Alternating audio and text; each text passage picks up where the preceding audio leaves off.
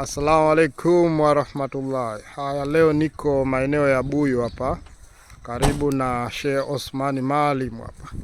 Kuna kiwanja chetu hichi ambacho mmiliki ameshakizungushia foundation ya fence, lakini uzuri mwingine upande ule kule kuna aneshe anaye fence kashapiga fence mwenzie, hata upande huku huyu mwenzie naye kashapiga fence kama hivi unavyoona. Hii ni njia, ushaona. Kwa kiwanja ni hichi hapa hichi. Hichi kiwanja kiko square hichi, tunaweza kusema kiko square. Kina ukubwa wa mita 21 kwa 21 tunaweza kusema. Yaani futi 70 urefu na futi 70 upana. Baada ya kiwanja hii hapa ni njia.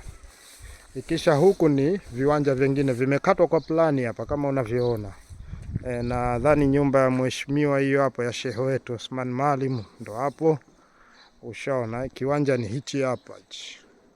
Mwenyewe anauza hichi kiwanja na ameanza milioni 40.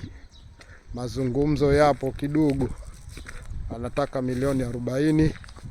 Kwa yote ambaye anakihitaji hichi kiwanja, basi anaweza kuwasiliana na mimi kupitia namba yangu ya WhatsApp 0777 709695.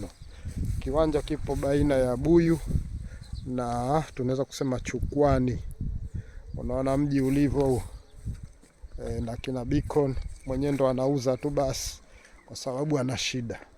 Lakini kiwanja hichi hapa. Service charge shilingi 20,000. Kwa yote ambaye anakihitaji hichi kiwanja. Unayo shilingi 20,000 nitafute. Ukubwa unaoona kiwanja hichi cha line ya mwanzo katika njia za ndani, basi sasa na kiwanja hichi vimekatwa square hivi, viwanja viko square vyote vikubwa, unaona. Kwa hiyo nyumba ya Sheikh Osman hapo, mtaa wake uko hivi unavyouona, kiko maeneo ya Buyu hapa. Sio mbali kutoka hapa mpaka pwani, dakika 10 tu unatembea kwa mguu, bahari hiyo hapo. Haya, nitafute. Na kutoka barabara ya lami mpaka hapa ni mwendo kwa gari tunatumia kama dakika 4 dakika 3 kwa gari. Ngoja nikuoneshe, hii ndo njia yetu ya gari hii. Yaani viwanja viko kwa plani hapa, hakuna kaniwekea jiwe wala kaniwekea sijui nini. Shaona huku watu wanashusha mijengo ya maana.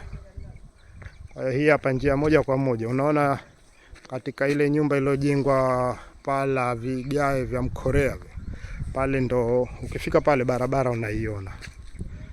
Kwa hiyo ukija hapa kiwanja chetu hichi hapa kinajionesha. Nitafute. Service charge shilingi 20,000 kwa ajili ya kuja kuona, kuzungumza na mmiliki.